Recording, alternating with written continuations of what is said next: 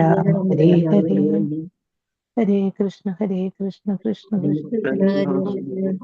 രാമ രാമ രാമ രാമ ഹരേ ഹരേ ഹരേ കൃഷ്ണ കൃഷ്ണ കൃഷ്ണ ഹരേ ഹരേ. ഹരേ രാമ രാമ രാമ ഹരേ ഹരേ ഹരേ കൃഷ്ണ കൃഷ്ണ കൃഷ്ണ ഹരേ ഹരേ. ഹരേ രാമ രാമ രാമ ഹരേ ഹരേ. ഹരേ കൃഷ്ണ കൃഷ്ണ കൃഷ്ണ ഹരേ ഹരേ. ഹരേ രാമ രാമ രാമ ഹരേ ഹരേ. ഹരേ കൃഷ്ണ കൃഷ്ണ കൃഷ്ണ ഹരേ ഹരേ. ഹരേ രാമ രാമ ഹരേ ഹരേ. ഹരേ കൃഷ്ണ കൃഷ്ണ കൃഷ്ണ ഹരേ ഹരേ. ഹരേ രാമ രാമ രാമ ഹരേ ഹരേ. കൃഷ്ണ ഹരേ കൃഷ്ണ ഹരേ. ഹരേ കൃഷ്ണ. എല്ലാവർക്കും പ്രണാമം. ഹരേ കൃഷ്ണ. ഓം നമോ ഭഗവതേ വാസുദേവായ. ഓം നമോ ഭഗവതേ വാസുദേവായ. ഓം നമോ ഭഗവതേ വാസുദേവായ. ഓം അജ്ഞാനതിമിരാന്ധസ്യ ജ്ഞാനാഞ്ജനാശലാകയ ചക്ഷുരുന്മീലിതം യേന തസ്മൈ ശ്രീഗുരവേ നമഃ. നമോ വിഷ്ണുപാദായ കൃഷ്ണപ്രേഷ്ഠായ ഭൂതലേ ശ്രീമതേ ഭക്തിവേദാന്ത സ്വാമിനിധി നാമിനേ. നമസ്തേ സാരസ്വതേ ദേവേ ഗൗരവാണി പ്രചാരിണേ നിർവിശേഷ ശൂന്യവാദി പാശ്ചാത്യ ദേശധാരിണേ. ജയ ശ്രീ കൃഷ്ണ ചൈതന്യ പ്രഭു നിത്യാനന്ദ ശ്രീ അദ്വൈത ഗദാധര ശ്രീവാസാദി ഗൗരഭക്തവൃന്ദ. ഹരേ കൃഷ്ണ കൃഷ്ണ കൃഷ്ണ ഹരേ ഹരേ. ഹരേ രാമ രാമ രാമ ഹരേ ഹരേ. ഹരേ കൃഷ്ണ. നിഗമകൽപതരോർഗളിതം ഫലം സുഖമുഖാമൃതദ്രവ സംയുതം പിബത ഭാഗവത രസമാലയം മുഹുരഹോ രസികാ ഭുവി ഭാവുകാഃ. നാരായണം നമസ്കൃത്യം നരം ചൈവ നരോത്തമം ദേവീം സരസ്വതീം വ്യാസം തതോ ജയമുദിരയേത്. നഷ്ടപ്രായേഷു ഭദ്രേഷു നിത്യം ഭാഗവത സേവയ ഭഗവതേ ഉത്തമ ശ്ലോകേ ഭക്തിർഭവതി നൈഷ്ടകീ. കൃഷ്ണായ വാസുദേവായ ദേവകീ നന്ദനായ ച നന്ദഗോപകുമാരായ ഗോവിന്ദായ നമോ നമഃ. ഹരേ കൃഷ്ണ കൃഷ്ണ കൃഷ്ണ ഹരേ ഹരേ. ഹരേ രാമ രാമ രാമ ഹരേ ഹരേ. ഹരേ കൃഷ്ണ. ശ്രീ ശ്രീരാജ. ഹരേ കൃഷ്ണ. കൃഷ്ണ മാതാജി. കൃഷ്ണ മാതാജി പ്രണാമം. ഹരേ കൃഷ്ണ. ഹരേ കൃഷ്ണ പ്രണാമം മാതാജി. പ്രണാമം മാതാജി. ഹരേ കൃഷ്ണ മാതാജി. ഹരേ കൃഷ്ണ. എല്ലാവർക്കും പ്രണാമം. പ്രണാമം മാതാജി. ഹരേ ഹരേ കൃഷ്ണ. അധ്യായം എട്ടാമത്തെ അധ്യായം 4 വരെ പഠിപ്പിച്ചു. 4 ശ്ലോകം നമ്മൾ എടുത്തു. 4 ശ്ലോകത്തിൽ നമ്മൾ എന്താ കണ്ടത്? ഈ സുഖദോഷമായി പറഞ്ഞത്, അനന്തരം പാണ്ഡവർ മരിച്ചുപോയ ബന്ധുജനങ്ങൾക്കായി ജലതർപ്പണം നടത്തുന്നതിനായിട്ട് ശ്രീജനങ്ങളെ മുന്നിലാക്കി ദ്രൗപദിയെയും കൂട്ടി ഗംഗയിലേക്ക് ഗമിച്ചു. ഒന്നാമത്തേത്.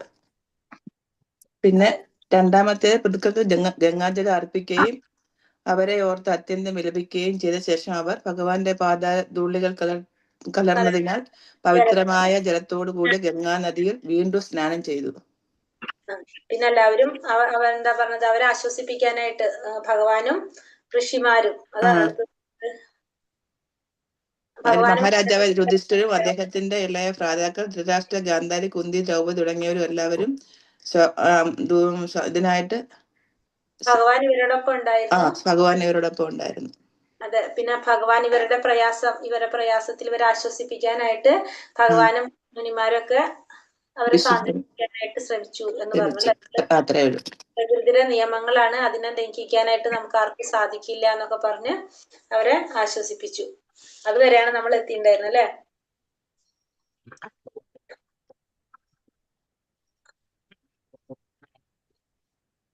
ഹരേ കൃഷ്ണ. ഓം നമോ ഭഗവതേ വാസുദേവായ.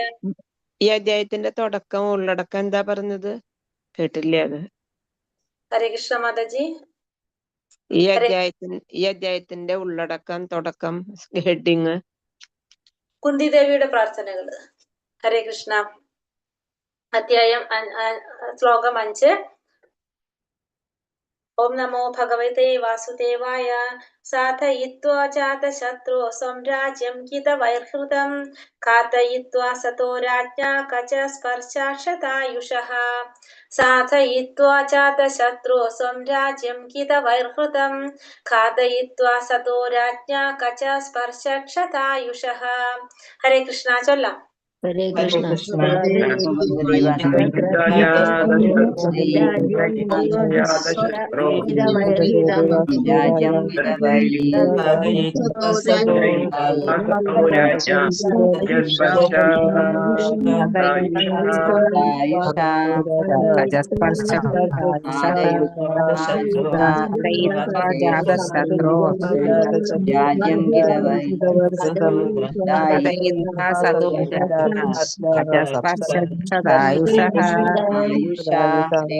കൃഷ്ണ. ഹരേ കൃഷ്ണ. സാധയിത്വ നിർവഹിക്കപ്പെട്ട ശേഷം അജാത ശത്രുരഹിതന്റെ സ്വരാജ്യം സ്വന്തം രാജ്യം ഹിതൈവ കൗശലക്കാരായവരാൽ, അതായത് ദുര്യോധനനും കൂട്ടരും ഹൃദം അപഹരിച്ചെടുത്തു. ഘാതയിത്വ വധിച്ച ശേഷം അസത തത്വദീക്ഷയില്ലാത്ത രാജ്ഞിയുടെ കച്ച തലമുടിക്കെട്ട് സ്പർശ പരുക്കമായി കൈകാര്യം ചെയ്തു. ക്ഷത കുറഞ്ഞു. ആയുസ്. വിവർത്തനം ഭാവാർത്ഥം. ശ്രീല പ്രഭുപാദ് കി ജയ്. അജാത ശത്രുവായ യുധിഷ്ഠിരന്റെ രാജ്യം കൗശലക്കാരായ ദുര്യോധനനും കൂട്ടരും തന്ത്രപരമായി അപഹരിച്ചു. ഭഗവത് അനുഗ്രഹത്താൽ രാജ്യം വീണ്ടെടുക്കുകയും ദുര്യോധന പക്ഷത്ത് ചേർന്ന തത്വദീക്ഷയില്ലാത്ത രാജാക്കന്മാർ ഭഗവാനാൽ വധിക്കപ്പെടുകയും ചെയ്തു. രാജ്ഞി ദ്രൗപദിയുടെ തലമുടിക്കെട്ടിനെ പരുക്കമായി കൈകാര്യം ചെയ്യുകയാൽ മറ്റുള്ളവരുടെ ആയുസ് ന്യൂനീകരിക്കപ്പെടുകയും അവരും മരണപ്പെടുകയും ചെയ്തു. ഇപ്പൊ ഇവിടെ എന്താ പറഞ്ഞത്? യുധിഷ്ഠിരന്റെ രാജ്യം അജാത ശത്രു, അതായത് ശത്രുക്കൾ ഇല്ലാത്തത്. യുധിഷ്ഠിരൻ എങ്ങനെയാണ്? ശത്രുക്കൾ ഇല്ലാത്തവരാണ് അല്ലെ യുധിഷ്ഠിരൻ. അജാത ശത്രുവായ യുധിഷ്ഠിരന്റെ രാജ്യം കൗശലക്കാരായിട്ടുള്ള ദുര്യോധനനും കൂട്ടരും തന്ത്രപരമായിട്ട് അപഹരിച്ചതാണ്. ഭഗവാന്റെ അനുഗ്രഹം കൊണ്ട് ആ രാജ്യം വീണ്ടെടുക്കാനും പിന്നെ ദുര്യോധന പക്ഷത്ത് ചേർന്ന തത്വദീക്ഷയില്ലാത്ത രാജാക്കന്മാര് ഭഗവാനാൽ വധിക്കപ്പെടുകയും ചെയ്തു. മാത്രല്ല ദ്രൗപദിയുടെ തലമുടിക്കെട്ടിനെ പരുക്കമായിട്ട് കൈകാര്യം ചെയ്തതുകൊണ്ട് ആ ചെയ്തവരുടെ ആയുസ് ന്യൂനീകരിക്കപ്പെടുകയും ചെയ്തു. അവരുടെ ആയുസ് കുറഞ്ഞു വന്നവര് മരണപ്പെട്ടു. ഭാവാർത്ഥം. ശ്രീല പ്രഭുപാദ് കി ജയ്. പ്രതാപാർഹമായ ദിനങ്ങളിൽ അഥവാ കലിയുഗാരംഭത്തിന് മുമ്പ് ബ്രാഹ്മണരും ഗോക്കളും സ്ത്രീജനങ്ങളും ശത്രുക്കളും വൃദ്ധരും യഥോചിതമായി സംരക്ഷിക്കപ്പെട്ടിരുന്നു. പ്രതാപാർഹമായ ദിനങ്ങളിൽ അല്ലെങ്കിൽ കലിയുഗ ആരംഭത്തിന് മുമ്പ്, കലിയുഗത്തിന് മുമ്പത്തെ അവസ്ഥയെ പറയുന്നത്. എങ്ങനെയാണ്? ബ്രാഹ്മണരും ഗോക്കളും സ്ത്രീജനങ്ങളും ശിശുക്കളും വൃദ്ധരും എല്ലാം യഥോചിതമായിട്ട് സംരക്ഷിക്കപ്പെട്ടിട്ടുണ്ടായിരുന്നു. അപ്പൊ കലിയുഗം തുടങ്ങിയപ്പോഴാണ് ഇത്തരത്തിലുള്ള പ്രശ്നങ്ങളൊക്കെ വന്നതെന്നാണ് പറയുന്നത്. ആത്മീയ ജീവിത പ്രാപ്തിക്ക് ഉതകുന്ന ശ്രേഷ്ഠമായ ശാസ്ത്രീയ സംസ്കാരമായ വർണ്ണാശ്രമ വ്യവസ്ഥകളെ ബ്രാഹ്മണ സംരക്ഷണം പരിരക്ഷിക്കുന്നു. ആത്മീയ ജീവിത പ്രാപ്തിക്ക് ഉതകുന്ന ശ്രേഷ്ഠമായ ശാസ്ത്രീയ സംസ്കാരമായ വർണ്ണാശ്രമ വ്യവസ്ഥകള് ബ്രാഹ്മണ സംരക്ഷണം പരിരക്ഷിക്കുന്നു. അതായത് നമുക്കറിയാം അല്ലെ, നമ്മുടെ ആത്മീയ ജീവിതത്തിലേക്ക് അല്ലെങ്കിൽ ഭഗവത് ആത്മീയ സാക്ഷാത്കാരത്തിലേക്ക് നയിക്കാനുള്ളതാണ് വർണ്ണാശ്രമ വ്യവസ്ഥകളെല്ലാം. ആ വർണ്ണാശ്രമ വ്യവസ്ഥകളെ ബ്രാഹ്മണ സംരക്ഷണം പരിരക്ഷിക്കുന്നുണ്ട്. ബ്രാഹ്മണര് പരിരക്ഷിക്കുന്നുണ്ട്. ഭോജ്യത്തിന്റെ അത്ഭുത രൂപമായ പയസ്സിനെ ഗോരക്ഷണം വഴി നിലനിർത്തുന്നു. ഗോസംരക്ഷണം വഴി നിലനിർത്തുന്നു. അതായത് ജീവിതത്തിന്റെ ഉത്കൃഷ്ട ലക്ഷ്യങ്ങളെ ഗ്രഹിക്കാൻ മസ്തിഷ്കത്തിലെ സൂക്ഷ്മകോശങ്ങളെ പരിരക്ഷിക്കാനായി ക്ഷീരം ഉതകുന്നു. ഇപ്പൊ ഭോജ്യത്തിന്റെ അത്ഭുത രൂപമാണ് പയസ്. പയസ് എന്ന് വെച്ചതാണ് പാല്. അപ്പൊ പാലെന്ന് വെച്ചിട്ടുണ്ടെങ്കിൽ നമുക്കറിയാം സമീകൃതമായിട്ടുള്ള ഒരു ആഹാരമായിട്ടാണ് പാലിനെ പറയുന്നത് അല്ലെ. ആ പാല് ഗോര സംരക്ഷണം വഴി പാല് നിലനിർത്താണ്, ഗോക്കളെ സംരക്ഷിക്കുന്നത് വഴി. അതായത് ജീവിതത്തിന്റെ ഉത്കൃഷ്ട ലക്ഷ്യങ്ങളെ ഗ്രഹിക്കാൻ മസ്തിഷ്കത്തിലെ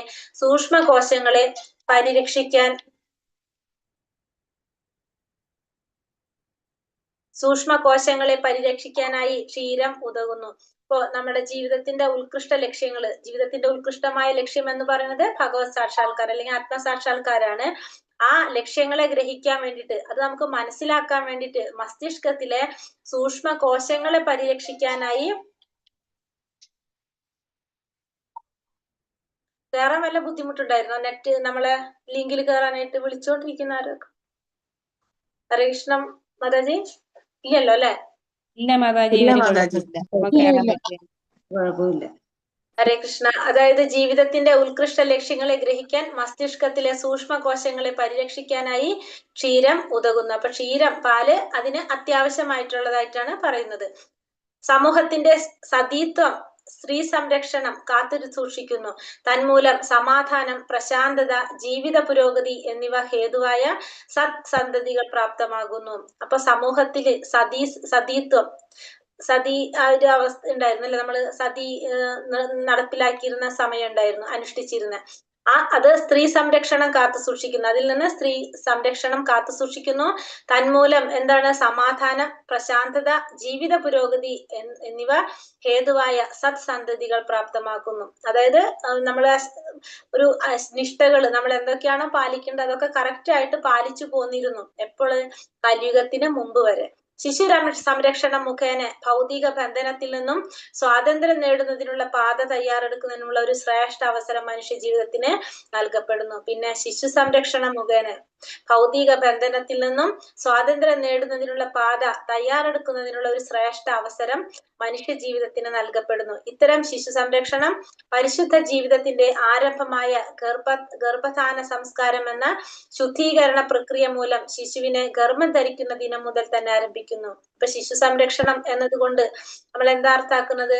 ഒരു ആരോഗ്യകരമായ, ആത്മീയമായ, ഭഗവത് ഭക്തനാക്കാവുന്ന രീതിയിലുള്ള അത്തരത്തിലുള്ള ഒരു കുഞ്ഞിന് ജന്മം കൊടുക്കാന്നാണ് പറയുന്നത് ശിശു സംരക്ഷണം എന്ന് പറയുമ്പോ.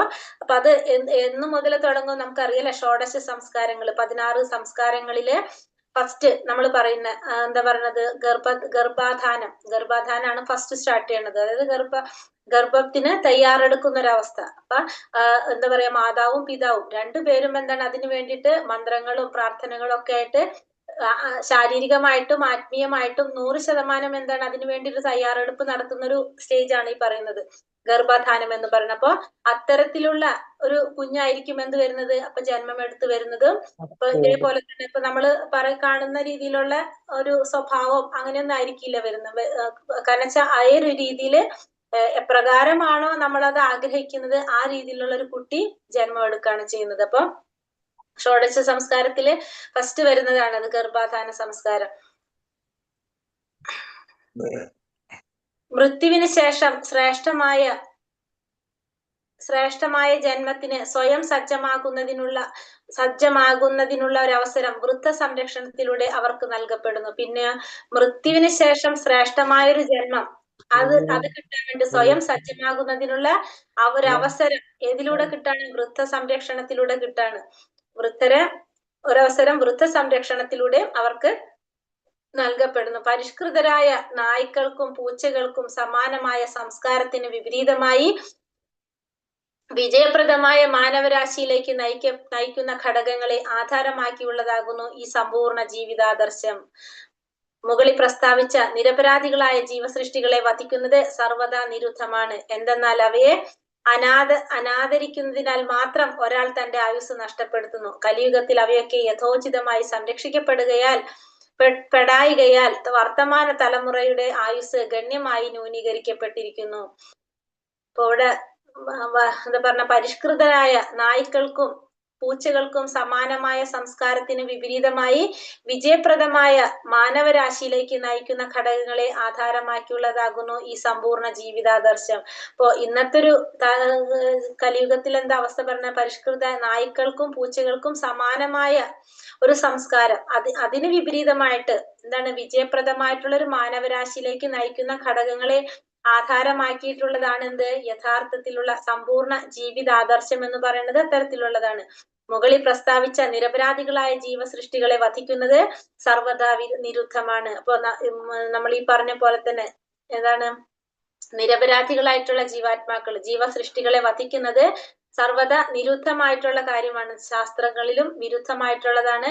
ഭഗവാൻ അപ്രിയമായിട്ടുള്ള ഒരു പ്രവൃത്തിയാണ്. എന്തെന്നാൽ അവയെ അനാദരിക്കുന്നതിനാൽ മാത്രം ഒരാൾ തന്റെ ആയുസ് നഷ്ടപ്പെടുന്നു. അപ്പൊ അത്തരത്തിലുള്ള ജീവാത്മാക്കളെ അനാദരിക്കുന്നത് കൊണ്ട് മാത്രം ഒരാളുടെ ആയുസ് നഷ്ടപ്പെടാണ് ചെയ്യുന്നത്. കലിയുഗത്തിൽ അവയൊക്കെ യഥോചിതമായി സംരക്ഷിക്കപ്പെടായികയാൽ വർത്തമാന തലമുറയുടെ ആയുസ് ഗണ്യമായി ന്യൂനീകരിക്കപ്പെട്ടിരിക്കുന്നു.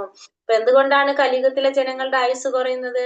ഈ തരത്തില് കലിയുഗത്തില് ജീവാത്മാക്കൾ അല്ലെങ്കിൽ ജീവസൃഷ്ടികളെ, നമ്മളെക്കാളും താഴ്ന്ന സൃഷ്ടികളെ യഥോചിതമായി സംരക്ഷിക്കപ്പെടാത്തത് കൊണ്ട് തലമുറയുടെ ആയുസ് ഗണ്യമായി, വർത്തമാന തലമുറയുടെ ആയുസ് ഗണ്യമായി ന്യൂനീകരിക്കപ്പെട്ടിരിക്കുന്നു. യഥോചിതമായ സംരക്ഷണത്തിന്റെ അപര്യാപ്തത ഹേതുവായി സ്ത്രീകൾ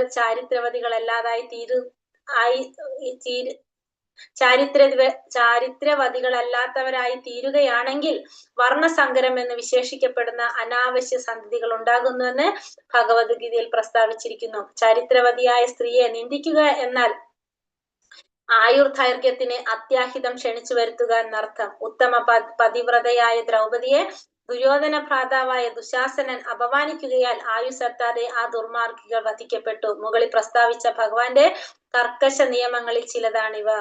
അപ്പോ ഇവിടെ യഥോചിതമായ സംരക്ഷണത്തിന്റെ അപര്യാപ്തത ഹേതുവായി സ്ത്രീകള് ചാരിത്രവതികളല്ലാത്തവരായി തീരുകയാണെങ്കിൽ അവിടെ എന്ത് സംഭവിക്കുകയാണ്? വർണ്ണസങ്കരം സംഭവിക്കുന്നെന്ന് ഭഗവത്ഗീതയിലും പറഞ്ഞിട്ടുണ്ട്. ചാരിത്രവതിയായ ഒരു സ്ത്രീയെ നിന്ദിക്കുക എന്നാൽ ആയുർദൈർഘ്യത്തിന് അത്യാഹിതം ക്ഷണിച്ചു വരുത്തുക എന്നാണ് അർത്ഥം. അപ്പൊ ചാരിത്രവതിയായിട്ടുള്ള സ്ത്രീയെ എന്ത് ചെയ്യാൻ പാടില്ല? ഒരിക്കലും നിന്ദിക്കാൻ പാടില്ല. നിന്ദിച്ചു കഴിഞ്ഞാൽ അതിനെന്താണ് നമ്മൾ ചെയ്യുന്നത്?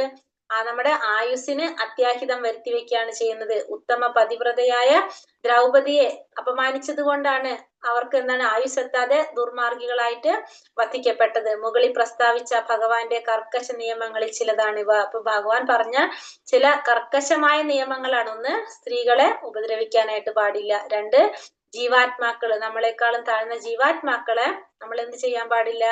അവയെ ഉപദ്രവിക്കാനായിട്ട് പാടില്ല എന്നുള്ളത്. രണ്ട് കാര്യങ്ങളാണ് പറഞ്ഞത് അല്ലെ ഇതില്. ഹരേ കൃഷ്ണ. അടുത്ത ശ്ലോകം 6. ഓം നമോ ഭഗവതേ വാസുദേവായ.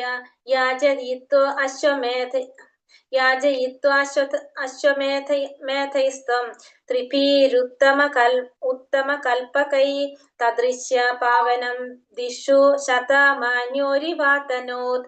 യാജയിത്വാശ്വമേധൈസ്ത്വം ത്രിഭിരുത്തമകൽപകൈ തദൃശ്യ പാവനം ദിഷു ദശമാന്യോരിവാതനോത്. ഹരേ കൃഷ്ണ. ചൊല്ലിക്കോളൂ. ഓം നമോ ഭഗവതേ വാസുദേവായ.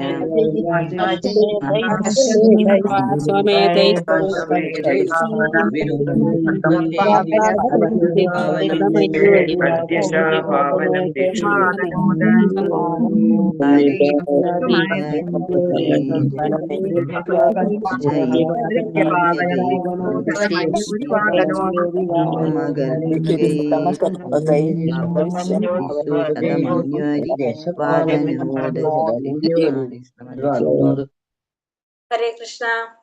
യാചയിത്വ അനുഷ്ഠിക്കിയാൽ അശ്വമേധയാഗം തം അദ്ദേഹത്തെ, അതായത് യുധിഷ്ഠിര രാജാവ്, ത്രിഭി 3 ഉത്തമ ശ്രേഷ്ഠമായ കൽപകൈ ഉചിതമായ ദ്രവ്യങ്ങൾ സംഭരിച്ച് യോഗ്യരായ പുരോഹിതരാൽ നടത്തപ്പെട്ടു. തത് ആ യശഃ യശസ്, പാവനമായ ദിഷു സർവദിക്കുകൾ, ശതമാന്യോ അത്തരം 100 യാഗങ്ങൾ അനുഷ്ഠിച്ച ഇന്ദ്രൻ, ഇവ പോലെ അതനോത് വ്യാപിപ്പിച്ചു.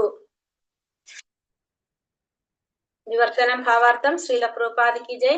ഭഗവാൻ ശ്രീകൃഷ്ണന്റെ പ്രേരണയാൽ മഹാരാജാവ് യുധിഷ്ഠിരൻ 3 അശ്വമേധ യജ്ഞങ്ങൾ ഉചിതമായി നിർവഹിച്ചു. അപ്രകാരം അദ്ദേഹം പാവനമായ യശസ് ഇത്തരം 100 യജ്ഞങ്ങൾ നടത്തിയ ഇന്ദ്രന്റെ എന്ന പോലെ സർവ്വദിക്കുകളിലും വ്യാപിച്ചു. അപ്പൊ ഇവിടെ എന്താ പറഞ്ഞ, ഭഗവാന്റെ പ്രേരണ നിമിത്തം മഹാരാജാവായിട്ടുള്ള യുധിഷ്ഠിരൻ 3 അശ്വമേധ യജ്ഞങ്ങൾ ഉചിതമായി നിർവഹിച്ചു. യജ്ഞങ്ങൾ ചെയ്യേണ്ട രീതിയില് ഭഗവാൻ പറഞ്ഞതനുസരിച്ച് 3 യജ്ഞങ്ങള്, അശ്വമേധ യജ്ഞങ്ങള് യുധിഷ്ഠിര മഹാരാജാവ് നിർവഹിച്ചു. അപ്പൊ അതിന്റെ ഫലം എങ്ങനെയാ പറഞ്ഞത്? അപ്രകാരം അദ്ദേഹത്തിന്റെ പാവനമായ യശസ്, അപ്പൊ അദ്ദേഹത്തിന്റെ യശസ് എങ്ങനെയാണ്? ഇന്ദ്രന്റേതുപോലെ പിന്നെന്ന് പറഞ്ഞ 100 യജ്ഞങ്ങൾ നടത്തിയ ഇന്ദ്രന്റേതുപോലെ. അപ്പൊ 100 അശ്വമേധ യജ്ഞങ്ങൾ നടത്തിയ ഇന്ദ്രന്റെ പോലെ സർവ്വദിക്കുകളിലും വ്യാപിച്ചു എന്ന് പറഞ്ഞു. അപ്പൊ അത്രയും ശ്രേയസ്കരമായിരുന്നു ആരെ പറ്റി പറയുന്നത്? യുധിഷ്ഠിരനെ കുറിച്ച് പറയുന്നത്. ഇത്രയും യശസ് അദ്ദേഹത്തിന് നേടാനായിട്ട് സാധിച്ചു. 3 അശ്വമേധ യജ്ഞങ്ങൾ ചെയ്തപ്പോ 100 അശ്വമേധ യജ്ഞം നടത്തിയ ഒരു ഫലമായിരുന്നു കണ്ടത്. സർവ്വദിക്കുകളിലും അദ്ദേഹത്തിന്റെ യശസ് വ്യാപിച്ചു. ഭാവാർത്ഥം. ശ്രീല പ്രഭുപാദിക്ക് ജയ്. മഹാരാജാവ് യുധിഷ്ഠിരനാൽ അനുഷ്ഠിക്കപ്പെട്ട അശ്വമേധ യജ്ഞത്തിന്റെ അവതാരിക പോലെ ഇവിടെ അതിനെ കുറിച്ച് പ്രതിപാദിച്ചിരിക്കുന്നു. മഹാരാജാവ് യുധിഷ്ഠിരനെ സ്വർഗാധിപതി യുമായി സാമ്യപ്പെടുത്തിയിരിക്കുന്നത് പ്രാധാന്യം അർഹിക്കുന്നു. ധനസമൃദ്ധിയിൽ സ്വർഗരാജൻ യുധിഷ്ഠിരനേക്കാൾ 1000 മടങ്ങ് മഹനീയനാണ്. എങ്കിൽ തന്നെയും യുധിഷ്ഠിര മഹാരാജാവിന്റെ യശസ് ഒട്ടും കുറവായിരുന്നില്ല. കാരണം എന്തെന്നാൽ മഹാരാജാവ് യുധിഷ്ഠിരൻ ഭഗവാന്റെ ശുദ്ധ ഭക്തനാകുന്നു. ആകയാൽ ഭഗവത് കൃപയാൽ വെറും 3 അശ്വമേധ യജ്ഞങ്ങൾ മാത്രമേ അനുഷ്ഠിച്ചുള്ളൂ എങ്കിലും 100 അശ്വമേധ യജ്ഞം അനുഷ്ഠിച്ച സ്വർഗാധിപതിയുടെ സമാന പദവിയിലാകുന്നു യുധിഷ്ഠിരം രാജൻ. ഇപ്പൊ ഇവിടെ എന്താ പറഞ്ഞത്? മഹാരാജാവ് യുധിഷ്ഠിരൻ അനുഷ്ഠിക്കപ്പെട്ട അശ്വമേധ യജ്ഞത്തിനെ കുറിച്ച് പറയാണ്. അതിനെക്കുറിച്ച് ഇവിടെ എന്താ പറയുന്നത്? സ്വർഗാധിപതിയായിട്ടുള്ള ഇന്ദ്രനായിട്ടാണ് താരതമ്യപ്പെടുത്തിയിരിക്കുന്നത്.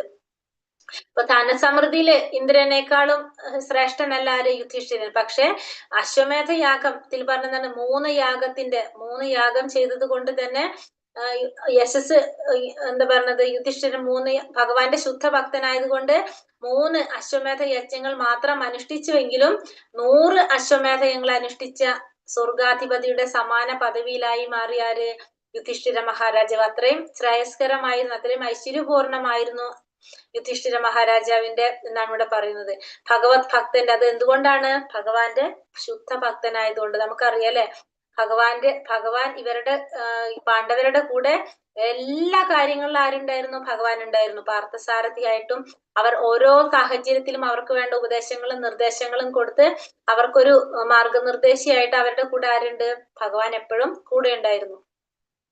ഭഗവാന്റെ വിശേഷാധികാരമാണിത്. ഭഗവാൻ ഏവരോടും സമാനനാണ്. എന്നാൽ ഭഗവത് ഭക്തൻ സർവശ്രേഷ്ഠനുമായി നിരന്തര സമ്പർക്കത്തിലായതിനാൽ അദ്ദേഹം അതിരേകമായി വാഴ്ത്തപ്പെടുന്നു. സൂര്യരശ്മികൾ എല്ലായിടവും തുല്യമായി വ്യാപിച്ചിരിക്കുന്നുവെങ്കിലും തന്നെയും സദാ അന്ധകാരം നിറഞ്ഞ പ്രദേശങ്ങളും കാണപ്പെടുന്നു. ഇതിനെ ഹേതു സൂര്യദേവനല്ല, എന്നാൽ സ്വീകാര്യക്ഷമതയെ ആശ്രയിച്ചാണ് ഇപ്രകാരം സംഭവിക്കുന്നത്. അതേപോലെ എപ്പോഴും ഏവർക്കും തുല്യമായി വിതരണം ചെയ്യപ്പെടുന്ന ഭഗവത് കൃപ 100% ശുദ്ധഭക്തന്മാരുള്ളവർക്ക് പൂരിപൂരിതമായി ലഭിക്കുന്നു.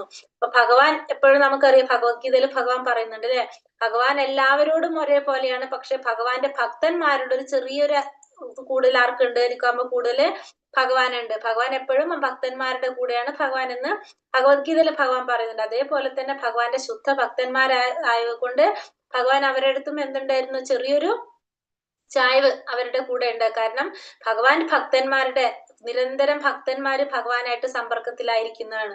എവിടെ എന്താ പറയണത്? സൂര്യരശ്മികൾ എല്ലായിടത്തും ഒരേപോലെയാണെങ്കിൽ തന്നെയും, തുല്യമായിട്ടാണ് എല്ലായിടം വ്യാപിക്കുന്നെങ്കിലും ചില സ്ഥലങ്ങളിൽ നമുക്ക് എന്ത് കാണാൻ സാധിക്കും? അന്ധകാരം കാണാനായിട്ട് സാധിക്കും. ഒരേപോലെയാണ് എല്ലായിടം വിതരണം നടക്കുന്നത്. പക്ഷെ ചില സ്ഥലങ്ങളിൽ എപ്പോഴും നമുക്ക് അന്ധകാരം നിറഞ്ഞതായിട്ട് നമുക്ക് കാണാനായിട്ട് സാധിക്കും. അത് സൂര്യദേവൻ കാരണം കൊണ്ടല്ല. കാരണം എന്താണ്? ആ സ്വീകാര്യക്ഷമത, അതിനെ ആശ്രയിച്ചാണ് അത് നിലനിൽക്കുന്നത്. അതേപോലെ തന്നെ ഭഗവാന്റെ കൃപ എല്ലാവർക്കും ഒരുപോലെയാണ് വിതരണം ചെയ്യുന്നത്. പക്ഷെ അത് സ്വീകരിക്കുന്നത് എങ്ങനെയാണത്? അതിന് ഓരോരുത്തർക്കും ഓരോ രീതിയിലായിരിക്കും അത് സ്വീകരിക്കപ്പെടുന്നത്. ശുദ്ധഭക്തന്മാരെ സംബന്ധിച്ച് അവർക്കത് പൂർണ്ണമായ ഫലം ലഭിക്കും. ഭക്തി ഇല്ലാത്തവർക്ക് ആ രീതിയിലായിരിക്കും കിട്ടുക. അപ്പൊ ഓരോരുത്തർക്കും ഭഗവാൻ എല്ലാവർക്കും തുല്യമായിട്ട് കൊടുത്താലും പക്ഷെ അത് അനുഭവിക്കുന്നത് ഓരോരുത്തരുടെയും യോഗ്യത അനുസരിച്ചാണ് നമുക്ക് പറയാം. ഇപ്പൊ നമ്മളിപ്പോ ഒരു ക്ലാസ്സിൽ ഒരു കാര്യം പറഞ്ഞു കൊടുക്കുമ്പോ അല്ലെ, ഇപ്പൊ 100 പേര് ക്ലാസ്സിലുണ്ടെങ്കിൽ ആ 100 പേർക്കും ഒരേ രീതിയിലായിരിക്കും അത് ഉൾക്കൊള്ളാൻ സാധിക്കുന്നത്. ഒന്നുകിൽ അത് ആഗ്രഹമുള്ളവർക്ക് അത് എളുപ്പത്തിൽ മനസ്സിലാക്കാൻ സാധിക്കും, അല്ലെങ്കിൽ അതിനോട് കൂടുതൽ ശ്രദ്ധിച്ചിരിക്കുന്നവർക്ക് ഓരോരുത്തരുടെയുമായ ഒരു ക്ഷമത അനുസരിച്ച് എല്ലാവർക്കും അത് വ്യത്യസ്തത്തിലായിരിക്കും വരുന്നത്. അതേപോലെ തന്നെ ഭഗവാനെ അങ്ങനെ തന്നെയാണ്. ഭഗവാന്റെ ശുദ്ധ ഭക്തന്മാർക്ക് ഭഗവാന്റെ കൃപ പൂർണ്ണമായിട്ട് ലഭിക്കും. അല്ലാത്തവർക്ക് അവരുടെ ആ ഒരു അളവനുസരിച്ച് ഓരോരുത്തർക്കും അത് കിട്ടുന്നു മാത്രം. ശ്ലോകം 7. ആമന്ത്ര്യ പാണ്ഡുപുത്രാംശ്ച സൈന്യേ യോദ്ധാവ സംയുതഃ ദ്വൈപായനാദിഭിർവിപ്രൈ പൂജിതൈ പ്രതിപൂജിതാഃ. ആമന്ത്ര്യ പാണ്ഡുപുത്രാംശ്ച സൈന്യേ യോദ്ധാവ സംയുതഃ ദ്വൈപായനാദിഭിർവിപ്രൈ പൂജിതൈ പ്രതിപൂജിതാഃ. ചൊല്ലിക്കോളൂ. ഓം നമോ ഭഗവതേ വാസുദേവായ.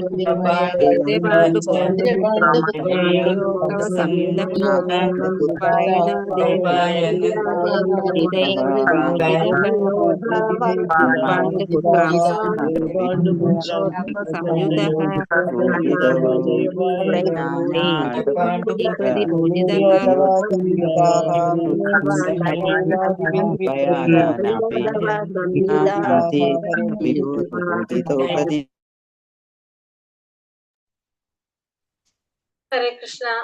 ആമന്ത്ര്യ ക്ഷണിച്ചിട്ട് പാണ്ഡുപുത്രൻ, പാണ്ഡുവിന്റെ എല്ലാ പുത്രന്മാരും, പാണ്ഡുവിന്റെ എല്ലാ പുത്രന്മാരും. ശൈനേയ സാത്വികി, ഉദ്ധവർ, സംയുത സമേതനായി, ദ്വൈപായന ആദിഭി വേദവ്യാസനെ പോലുള്ള ഋഷിമാരാൽ, വിപ്രൈ ബ്രാഹ്മണരാൽ, പൂജിക്കപ്പെട്ട ശേഷം, പ്രതിപൂജിത ഭഗവാനും സമമായി പ്രതികരിച്ചു. വിവർത്തനം ഭാവാർത്ഥം ശ്രീല പ്രഭുപാദിക്ക് ജയ്. ഇപ്പൊ ഭഗവാന്റെ ഇവിടത്തെ ഡ്യൂട്ടിയൊക്കെ കഴിഞ്ഞു, ഭഗവാൻ ഇനി തിരിച്ച് പോകാനായിട്ട് ഒരുങ്ങാണ്. അപ്പൊ അതാണ് അടുത്ത ശ്ലോകത്തിൽ പറയുന്നത്. വിവർത്തനം ഭാവാർത്ഥം ശ്രീല പ്രഭുപാദിക്ക് ജയ്. അനന്തരം ഭഗവാൻ ശ്രീകൃഷ്ണൻ പുറപ്പെടാൻ ഒരുങ്ങി. ശ്രീല വ്യാസദേവന്റെ നേതൃത്വത്തിലുള്ള ബ്രാഹ്മണരാൽ പൂജിക്കപ്പെട്ട ശേഷം അദ്ദേഹം പാണ്ഡുപുത്രരെ സ്വീകരിച്ചു. ഭഗവാനും പ്രണാമങ്ങൾ കൈയർപ്പിച്ചു. ഇപ്പൊ എന്താണ് പറഞ്ഞത് ഇവിടെ? ഭഗവാന്റെ ഉത്തരവാദിത്തങ്ങളൊക്കെ കഴിഞ്ഞ് ഭഗവാൻ പുറപ്പെടാൻ ഒരുങ്ങാണ്. അപ്പൊ വ്യാസദേവൻ, ദ്വൈപായന വ്യാസൻ, അദ്ദേഹത്തിന്റെ പേരാണ് ദ്വൈപായന, കൃഷ്ണ ദ്വൈപായന ദാസ് എന്നാണ് വ്യാസമഹർഷിയുടെ ഫുള്ള് പേര് പറയുന്നത്. വ്യാസദേവന്റെ നേതൃത്വത്തിലുള്ള ബ്രാഹ്മണരാൽ പൂജിക്കപ്പെട്ട ശേഷം, അപ്പോ ഭഗവാനെ പൂജിക്കുകയാണ്. വൈഷ്ണവനും വ്യാസദേവനും മറ്റുള്ള ബ്രാഹ്മണരും കൂടിയിട്ട് പൂജിക്കപ്പെട്ട ശേഷം അദ്ദേഹം പാണ്ഡുപുത്രരെ സ്വീകരിച്ച് ഭഗവാനും തിരിച്ച് പ്രണാമങ്ങൾ അർപ്പിച്ചു. തിരിച്ചു ഭഗവാനും എന്ത് ചെയ്യാണ്? പ്രണാമങ്ങൾ അർപ്പിക്കുകയാണ്. കാരണം ഭഗവാനെ അവര് പൂജിച്ചപ്പോ ഭഗവാൻ തിരിച്ചവരെ പ്രണാമങ്ങൾ അർപ്പിച്ചു. അങ്ങനെ എന്തുകൊണ്ടാണെന്നുള്ളത് നമുക്ക് ഭാവാർത്ഥത്തിൽ കാണാം. തിരിച്ചും പ്രണാമങ്ങൾ അർപ്പിച്ചു. ഭാവാർത്ഥം: പ്രത്യക്ഷത്താൽ ശ്രീകൃഷ്ണ ഭഗവാൻ ക്ഷത്രിയനാകയാൽ ബ്രാഹ്മണരാൽ പൂജിക്കപ്പെടേണ്ടതായിട്ടില്ല. എന്നാൽ ശ്രീലവ്യാസദേവന്റെ നേതൃത്വത്തിലുള്ള അവിടെ കൂടിയിരുന്ന ബ്രാഹ്മണരെല്ലാവരും അദ്ദേഹത്തെ പരമദിവ്യോത്തമ പുരുഷനായി അറിയുന്നു. ആകയാൽ അവർ ഭഗവാനെ ആരാധിച്ചു. ഒരു ക്ഷത്രിയൻ ബ്രാഹ്മണ കൽപ്പനകളെ അനുസരിക്കണമെന്ന സാമൂഹ്യ വ്യവസ്ഥ ഉള്ളതിനാൽ ഭഗവാനും അവരെ തിരിച്ച് പ്രണമിച്ചു. അപ്പൊ ഇവിടെ പ്രത്യക്ഷത്തില് ഭഗവാൻ ഇവിടെ ആരാണ്? ഭഗവാൻ ക്ഷത്രിയനാണ്. ക്ഷത്രിയൻ ആയതുകൊണ്ട് തന്നെ ബ്രാഹ്മണരിൽ പൂജിക്കേണ്ട ആവശ്യം ഇല്ല. പക്ഷെ ഇവർക്ക് എന്തറിയാം? ഭഗവാനാണ് പരമദിവ്യോത്തമ പുരുഷനാണെന്ന് അറിയുന്നത് കൊണ്ട് വ്യാസദേവന്റെ നേതൃത്വത്തിലുള്ള ബ്രാഹ്മണരെല്ലാവരും അദ്ദേഹത്തെ പൂജിച്ച് ആരാധിച്ചു. പക്ഷെ പിന്നെന്താണ്? ഒരു ക്ഷത്രിയൻ എന്താണ് ചെയ്യേണ്ടത്? ബ്രാഹ്മണന്റെ കൽപ്പനകൾ അനുസരിക്കണമെന്നുള്ള സാമൂഹ്യ വ്യവസ്ഥ ഉള്ളത് കൊണ്ട് ആ സമൂഹത്തിൽ നിൽക്കുന്ന ശാസ്ത്രവിധികൾ അനുസരിച്ച് സാമൂഹ്യ വ്യവസ്ഥയാണ് ക്ഷത്രിയൻ എന്ത് ചെയ്യണം? ബ്രാഹ്മണനെ അനുസരിക്കുക എന്നുള്ളത്. അതുകൊണ്ട് ഭഗവാനും എന്ത് ചെയ്തു? തിരിച്ച് പ്രണാമങ്ങൾ അർപ്പിച്ചു. ഉത്തരവാദപ്പെട്ട എല്ലായിടങ്ങളിൽ നിന്നും ഭഗവതുചിതമായ ആദരവ് സദാ ശ്രീകൃഷ്ണ ഭഗവാന് ലഭിച്ചിരുന്നുവെങ്കിലും സമൂഹത്തിലെ 4 വർണ്ണങ്ങൾക്കിടയിലുള്ള ആചാര്യ മര്യാദകളിൽ നിന്നും ഭഗവാൻ ഒരിക്കലും വ്യതിചലിച്ചിരുന്നില്ല. ഭാവിയിൽ സർവ്വജനങ്ങളും ഭഗവാനെ പിന്തുടരാനായി ഈ എല്ലാവിധ സാമൂഹ്യ ആചാര്യങ്ങളെയും ഭഗവാൻ മനഃപൂർവ്വം ആചരിച്ചിരുന്നു. അപ്പൊ ഭഗവാനാണ് പരമദിവ്യോത്തമ പുരുഷനാണ്. ഈ വർണ്ണാശ്രമ വ്യവസ്ഥകളും എല്ലാതും ആരിൽ നിന്നാണ് വന്നത്? ഭഗവാനിൽ നിന്നാണ് വന്നത്. എന്നിട്ടും ഭഗവാൻ എന്ത് ചെയ്തു? അതിനൊന്നും ഭഗവാൻ ലംഘിച്ചില്ല. ആ സമൂഹത്തിൽ നിലനിൽക്കുന്ന ആചാരങ്ങളും മര്യാദകളും അതേപടി ഭഗവാൻ അനുസരിച്ചു. ഭഗവാൻ ഇവിടെ ക്ഷത്രിയനാണ്. ക്ഷത്രിയനായതുകൊണ്ട് തന്നെ ബ്രാഹ്മണരെ അനുസരിക്കേണ്ടത്, അവരെ ആരാധിക്കേണ്ടത് ക്ഷത്രിയന്റെ ധർമ്മമായതുകൊണ്ട് ഭഗവാനും എന്ത് ചെയ്തു? തിരിച്ച് യഥോചിതം അവരെയും എന്ത് ചെയ്യുന്നു? പ്രണമിച്ചു എന്നാ പറയുന്നത്. അപ്പൊ ആ മനഃപൂർവ്വം ഭഗവാൻ ഇതൊക്കെ ചെയ്യുന്നത് എന്താണ് പറഞ്ഞത്? ആചാര്യ മര്യാദകള് ഭാവിയിൽ വരുന്ന സർവ്വജനങ്ങളും പാലിക്കാൻ വേണ്ടിയിട്ട്, ഭഗവാനെ പിന്തുടരാൻ വേണ്ടിയിട്ട് എല്ലാതും ഭഗവാൻ ആചരിച്ചു കാണിച്ചു. ശ്ലോകം 8. ഗന്ധും കൃതമതിർ ബ്രഹ്മൻ ദ്വാരകാം രഥമാസ്ഥിതാഃ ഉപലോഭേപി ധാവന്തീം ഉത്തരാം ഭയവിഹ്വലാം. ഗന്ധും കൃതമതിർ ബ്രഹ്മൻ ദ്വാരകാം രഥമാസ്ഥിതാഃ ഉപലേഭേതി ധാവന്തീം ഉത്തരാം ഭയവിഹ്വലാം. ഹരേ കൃഷ്ണ. ചൊല്ലാം.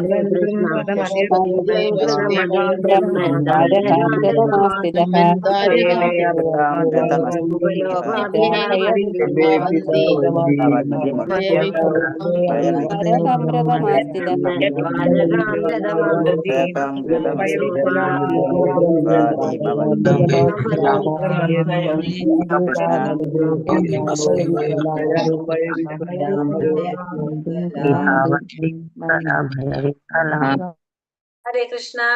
ഗന്ധും ആരംഭിക്കാൻ ആഗ്രഹിച്ച് കൃതമതി തീരുമാനിച്ച ശേഷം ബ്രഹ്മൻ അല്ലയോ ബ്രാഹ്മണ ദ്വാരകയിലേക്ക് രഥത്തിൽ ആസ്ഥിത ആസനസ്ഥനായി ഉപലേഭെ ദർശിച്ചു. അഭിധാവന്തി അതിശീഘ്രം വരുന്നത്, ഉത്തര ഭയവിഹ്വലം ഭയവിഹ്വലം ഭയവിഹ്വലയായി. വിവർത്തനം ഭാവാർത്ഥം ശ്രീല പ്രഭുപാദിക്ക് ജയ്. അനന്തരം രഥത്തിൽ കയറി ദ്വാരകയിലേക്ക് പുറപ്പെടാൻ ഒരുങ്ങുമ്പോൾ ഉത്തര ഭയവിഹ്വലയായി തന്റെ നേരെ ത്വരിതഗതിയിൽ വരുന്നത് ഭഗവാൻ കണ്ടു. ഇപ്പൊ പെട്ടെന്ന് തന്നെ ദ്വാരകയിലേക്ക് പോകാൻ വേണ്ടിട്ട് ഭഗവാൻ രഥത്തിൽ കയറാണ്. പെട്ടെന്ന് ഭഗവാൻ എന്താ കണ്ടത്? പേടിച്ച് വിറച്ച് ഭയന്ന് ത്വരിതഗതിയിൽ വളരെ വേഗത്തില് ഭഗവാന്റെ അടുത്തേക്ക് ഉത്തര വരുന്നത് കണ്ടു. ഉത്തര ആരാണ്? അഭിമന്യുവിന്റെ ഭാര്യ. അഭിമന്യുവിന്റെ ഭാര്യ, അതായത് അർജുനന്റെ മകന്റെ ഭാര്യയാണ് ഉത്തര അല്ലെ. അർജുനന്റെ ശിഷ്യയാണ് അർജുനന്റെ മകന്റെ ഭാര്യ ഉത്തര വരുന്നത് കണ്ടു. സമഗ്ര ആര്? സുഭദ്രയുടെ മോനല്ലേ അഭിമന്യു? സുഭദ്രയുടെ മകൻ, അതെ, അർജുനന്റെ മകൻ എന്നല്ലേ പറഞ്ഞത്. സമഗ്ര പാണ്ഡവ കുലവും ഭഗവത് സംരക്ഷണത്തെ പരിപൂർണമായി ആശ്രയിക്കിയാൽ ഏതു പരിതസ്ഥിതിയിലും ഭഗവാൻ അവരേവരെയും സംരക്ഷിച്ചു പോന്നു. ഭഗവാൻ ഏവരെയും സംരക്ഷിക്കുന്നു. എന്നാൽ ഭഗവാനെ പൂർണ്ണമായും അഭയം പ്രാപിക്കുന്നവരെ അദ്ദേഹം സവിശേഷ പരിഗണനയോടെ സംരക്ഷിക്കുന്നു. പിതാവ് പൂർണ്ണമായും തന്നെ മാത്രം ആശ്രയിക്കുന്ന ഇളയ പുത്രനിൽ വിശേഷമായി ശ്രദ്ധ ചെലുത്തുന്നു. ഇപ്പൊ സമഗ്ര പാണ്ഡവകുലവും ഭഗവത് സംരക്ഷണത്തെ പരിപൂർണമായി ആശ്രയിക്കിയാൽ ഏതു പരിതസ്ഥിതിയിലും ഭഗവാൻ അവരേവരെയും സംരക്ഷിച്ചു പോകുന്നു. അപ്പൊ നമുക്കറിയാം, പാണ്ഡവകുലത്തെ മുഴുവനും പരിപൂർണമായിട്ട് സംരക്ഷിക്കുന്നത് ആരാണ്?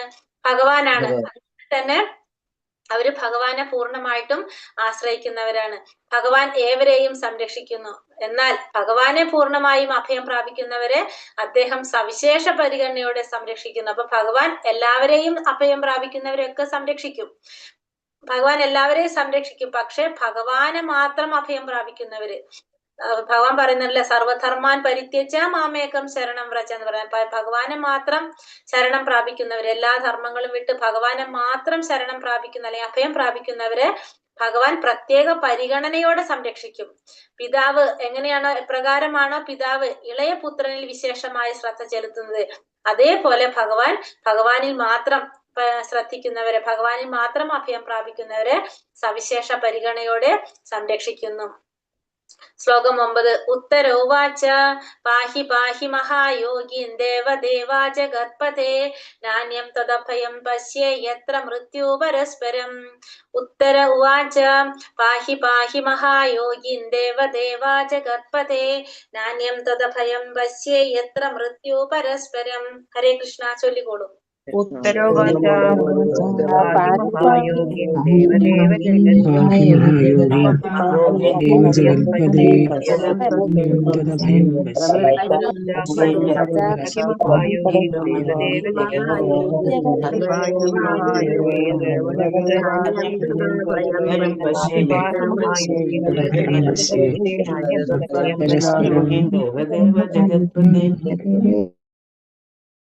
ഉത്തര ഉവാച, ഉത്തര വചിച്ചു. ഉത്തര പറഞ്ഞു, പാഹി പാഹി, രക്ഷിക്കണമേ രക്ഷിക്കണമേ, മഹായോഗി, ദേവദേവ, അർച്ചനീയരിൽ അർച്ചനീയനായവനെ, ജഗത്പതേ, അല്ലയോ പ്രപഞ്ചനാഥ, ഇല്ല അന്യം മറ്റൊരു, അങ്ങേക്കുപരിയായി, അഭയം നിർഭയത്വം, പശ്യേ, ഞാൻ ദർശിക്കുന്നു, എത്ര എവിടെ, മൃത്യു മരണം, പരസ്പരം ഈ ദ്വന്ദ്ങ്ങളുടെ ലോകത്തിൽ. വിവർത്തനം ഭാവാർത്ഥം ശ്രീല പ്രഭുപാദിക്ക് ജയ്. ഉത്തര പറഞ്ഞു, അല്ലയോ ദേവാധിദേവ, പ്രപഞ്ചനാഥ, ഉത്തര പറയാണ്, അല്ലയോ ദേവാധിദേവ, പ്രപഞ്ചനാഥ,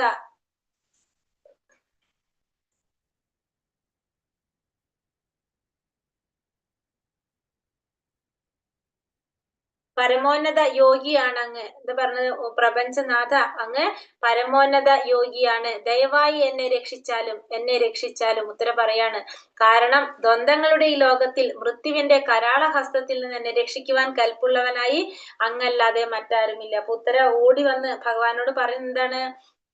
പരമോന്നത യോഗിയാണ് അങ്ങ് എന്നെ രക്ഷിച്ചാലും. കാരണം ഈ ദ്വന്ദ്ങ്ങളുടെ ഈ ലോകത്തില് മൃത്യുവിന്റെ കരാളഹസ്തത്തിൽ നിന്ന് രക്ഷിക്കാനായിട്ട് അങ്ങേക്കല്ലാതെ വേറെ ആർക്കും സാധിക്കില്ല. അതുകൊണ്ട് എന്നെ രക്ഷിക്കണേ എന്നാണ് ഉത്തരവെന്ന് പറയുന്നത്. നിരപേക്ഷ ധാമത്തിന്റെ ഏകത്വത്തിൽ നിന്നും വിരുദ്ധമായി ഈ ഭൗതിക ലോകം ദ്വന്ദ്ങ്ങളുടെ ലോകമാകുന്നു. ദ്വന്ദ്ങ്ങളുടെ ഈ ലോകം ജഡവും ചേതനവും ചേർന്നതാണ്. അതേസമയം നിരപേക്ഷധാമമാകട്ടെ ഭൗതിക ഗുണങ്ങളുടെ ഛായാരഹിതമായ സമ്പൂർണ്ണ ചേതനമാണ്. ദ്വന്ദ്ലോകത്തിൽ ഓരോരുത്തരും ലോകത്തിന്റെ അധിപനാകാനായി വഞ്ചകമായി പരിശ്രമിക്കുന്നു. അതേസമയം നിരപേക്ഷധാമത്തിൽ ഭഗവാൻ പരമപ്രഭുവാകുന്നു. മറ്റുള്ളവരെല്ലാം ഭഗവാന്റെ നിരുപാധിക സേവകരാകുന്നു. ദ്വന്ദ്ങ്ങളുടെ ലോകത്തിൽ ഏവരും മറ്റെല്ലാവരോടും അസൂയാലുവാകുന്നു. ജഡം, ചേതനം എന്നീ ദ്വിവിധമായ അസ്തിത്വം നിമിത്തം മൃത്യു അനിവാര്യമാകുന്നു. സമർപ്പിത ആത്മാവിന് നിർഭയതയ്ക്കുള്ള ഏക ആശ്രയം സ്ഥാന ഭഗവാനാകുന്നു. ഭഗവത് പാതാരവിന്ദങ്ങളിൽ അഭയം പ്രാപിക്കാതെ ആർക്കും ഭൗതിക ലോകത്തിൽ മൃത്യുവിന്റെ കരാളഹസ്തത്തിൽ നിന്നും സ്വയം രക്ഷ നേടാനാവില്ല. ഇപ്പൊ നിരപേക്ഷധാമത്തിന്റെ ഏകത്വത്തിൽ നിന്നും, അപ്പൊ നിരപേക്ഷധാമത്തില് ഏകത്വം മാത്രമേ ഉള്ളൂ. അതിൽ നിന്ന് വിരുദ്ധമായിട്ട് ഭൗതിക ലോകത്തിലാണെങ്കിലോ ദ്വന്ദ്ങ്ങളാണുള്ളത്. ഇവിടെ എന്തുണ്ട്? സുഖമുണ്ട്, ദുഃഖമുണ്ട്. പക്ഷെ ഭഗവാന്റെ ധാമത്തിലോ സുഖം മാത്രമേ ഉള്ളൂ, അല്ലെ? നമ്മൾ ആഗ്രഹിക്കുന്നതെല്ലാം അവിടെ നടക്കും. പക്ഷെ ഭൗതിക ലോകത്തിലോ നമ്മൾ ആഗ്രഹിക്കുന്നതൊന്നും നടക്കുന്നില്ല. അതാണ് രണ്ടിന്റെ വ്യത്യാസം. ദ്വന്ദ്ങ്ങളുടെ ഈ ലോകം എങ്ങനെയുള്ളതാണ്? ജഡവും ചേതനവും നിറഞ്ഞതാണ്. അപ്പൊ ഇവിടെ എന്തുണ്ട്?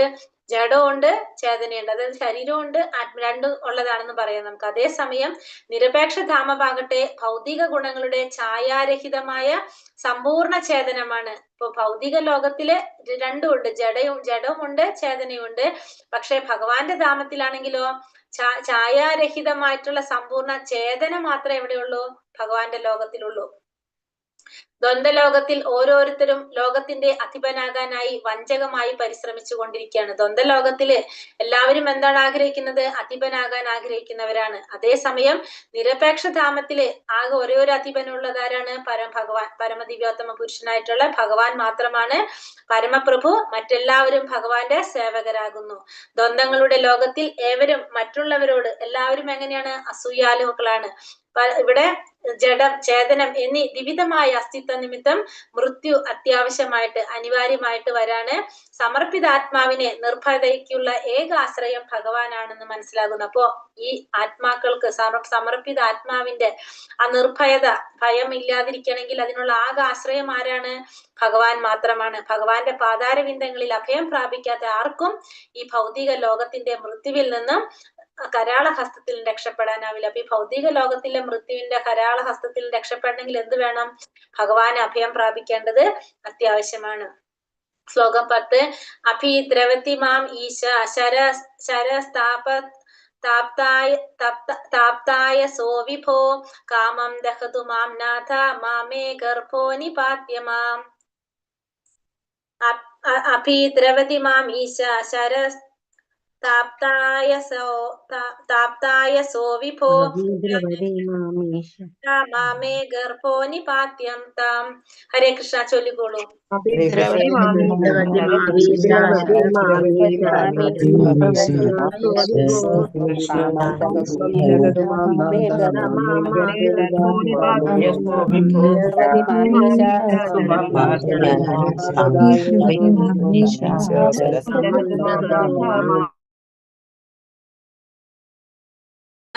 അഭിദ്രവതി നേരെ വരുന്നു, മാം എന്റെ, ഈശ്വ അല്ലയോ ഭഗവാനെ, ശര അസ്ത്രം, തപ്തമായ ആയസ ഇരുമ്പ്, വിഭോ അല്ലയോ സർവശ്രേഷ്ഠ, കാമം ആഗ്രഹം,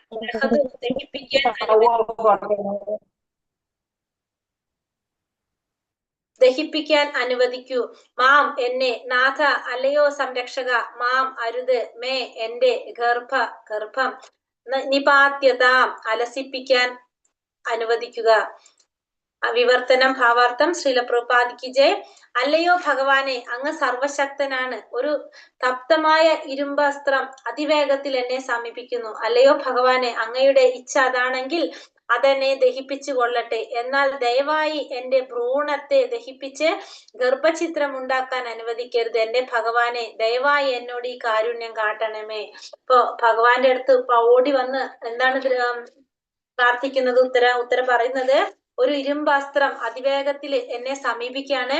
ഭഗവാന്റെ ഇച്ഛ അതാണെങ്കിൽ അത് എന്നെ ദഹിപ്പിച്ചു കൊള്ളട്ടെ. പക്ഷെ എന്റെ ഭ്രൂണത്തെ, എന്റെ ഗർഭചിത്രം ഉണ്ടാക്കാനായിട്ട് അനുവദിക്കരുത്, അതിനെ നശിപ്പിക്കരുത്, എന്നോട് കാരുണ്യം കാട്ടണമെന്ന് പറയാണ് ഇവിടെ. ഉത്തരയുടെ പതിയായ അഭിമന്യുവിന്റെ മൃത്യുവിന് ശേഷമാണ് ഈ സംഭവം നടക്കുന്നത്. അഭിമന്യുവിന്റെ വിധവയായ ഉത്തര തന്റെ പതിയുടെ പാത പിന്തുടരേണ്ടതായിരുന്നു. എന്നാൽ ഉത്തരയുടെ ഗർഭത്തിൽ മഹാഭഗവത് ഭക്തനായ പരീക്ഷിത്ത് മഹാരാജാവ് ഭ്രൂണരൂപത്തിൽ സ്ഥിതി ചെയ്യുകയാൽ അദ്ദേഹത്തിന്റെ സംരക്ഷണം ഉത്തരയുടെ ഉത്തരവാദിത്തമായിരുന്നു. തന്റെ ശിശുവിനെ പൂർണ്ണ സംരക്ഷണം നൽകുക എന്നത് ഒരു മാതാവിന്റെ മഹത്തായ ഉത്തരവാദിത്തമാകുന്നു. ആകയാൽ ഇക്കാര്യം നിർവ്യാജ്യം ഭഗവത് സമക്ഷം അവതരിപ്പിക്കുന്നതിൽ ഉത്തര ലജ്ജ കാട്ടിയില്ല. ഉത്തര ഒരു മഹാനായ രാജാവിന്റെ പുത്രിയും ഒരു വീരയോദ്ധാവിന്റെ പത്നിയും ഒരു ഉത്തമ ഭക്തന്റെ ശിഷ്യയുമായിരുന്നു. പിന്നീട് അവർ ശ്രേഷ്ഠനായ ഒരു രാജാവിന്റെ മാതാവുമായിരുന്നു. സർവപ്രകാരത്തിലും ഭാഗ്യവതിയായിരുന്നു ഉത്തര. അപ്പൊ ഉത്തര ഇവിടെ പരീക്ഷിത്ത് മഹാരാജാവിന്റെ തുടങ്ങാണ് അല്ലെ. ഉത്തരയുടെ പതിയായിട്ടുള്ള അഭിമന്യുവിന്റെ മരണശേഷമാണ് ഈ സംഭവം നടക്കുന്നത്. അപ്പൊ അഭിമന്യുവിന്റെ വിധവയാണ് ഉത്തര. അപ്പോ എന്താണ് ചെയ്യേണ്ടത്? തന്റെ പതിയുടെ പാത, അതായത് സതി അനുഷ്ഠിക്കേണ്ടതായിരുന്നു. പക്ഷെ ഉത്തരയുടെ ഗർഭത്തില് ആരുണ്ട്? മഹാഭക്തനായിട്ടുള്ള പരീക്ഷിത്ത് മഹാരാജാവ് ഭ്രൂണരൂപത്തിൽ സ്ഥിതി ചെയ്യുന്നത് കൊണ്ട് ഒരു അമ്മയുടെ ഉത്തരവാദിത്തം, തന്റെ ശിശുവിനെ സംരക്ഷിക്കുക എന്നുള്ളത് ആ അമ്മയുടെ ഉത്തരവാദിത്തം ആയതുകൊണ്ട് അത് ഏറ്റെടുക്കുകയാണ് ചെയ്തത്. സതി അനുഷ്ഠിക്കാതെ ആ മാതാവിന്റെ ഉത്തരവാദിത്തം ഏറ്റെടുത്തു. അതുകൊണ്ട് തന്നെ ഈ ഒരു സംഭവം വന്നപ്പോ, ഈ ബ്രഹ്മാസ്ത്രം വന്നപ്പോ അത് ഒരു തരത്തിലും ഒരു എന്താണ് പറയാ, ലജ്ജ കൂടാതെ ഭഗവാന്റെ സമക്ഷം അത് അവതരിപ്പിക്കുന്നതിൽ ഉത്തരയ്ക്ക് ഒരു തരത്തിലും വിഷമം തോന്നിയില്ല. ഉത്തര ഒരു മഹാനായിട്ടുള്ള രാജാവിന്റെ പുത്രിയാണ്, ഒരു വീരയോദ്ധാവിന്റെ പത്നിയാണ്, അതേപോലെ തന്നെ ഉത്തമ ഭക്തന്റെ ശിഷ്യയുമാണ്. പിന്നീട് അവർ ആരാണ് പറയുന്നത്? പിന്നെ നമുക്കറിയാം പരീക്ഷിത്ത് മഹാരാജാവിന്റെ മാതാവുമായിരുന്നു. സർവപ്രകാരത്തിലും ഭാഗ്യവതിയായിരുന്നു ഉത്തര. അപ്പൊ എല്ലാ രീതിയിലും ഉത്തര ഭാഗ്യവതിയായിരുന്നു. ഹരേ കൃഷ്ണ കൃഷ്ണ കൃഷ്ണ ഹരേ ഹരേ, ഹരേ രാമ രാമ രാമ ഹരേ ഹരേ. വഞ്ചാകൽപതരൂപേശ്ച കൃപാ സിന്ധോഭ്യേവ ച പതിതാനാം പാവനേഭ്യോ വൈഷ്ണവേഭ്യോ നമോ നമഃ. അനന്തകോടി വൈഷ്ണവവൃന്ദി की जय, श्रील प्रभुपाद की जय, श्रील गुरुदेव की जय, निताय गौर प्रमानंदे, हरि हरि बोल. हरे कृष्ण. എല്ലാവർക്കും നന്ദി. ഹരേ ഹരേ കൃഷ്ണ. കൃഷ്ണ മാതാജി, പ്രണാമം. ഹരേ കൃഷ്ണ. ഹരേ പ്രണാമം മാതാജി.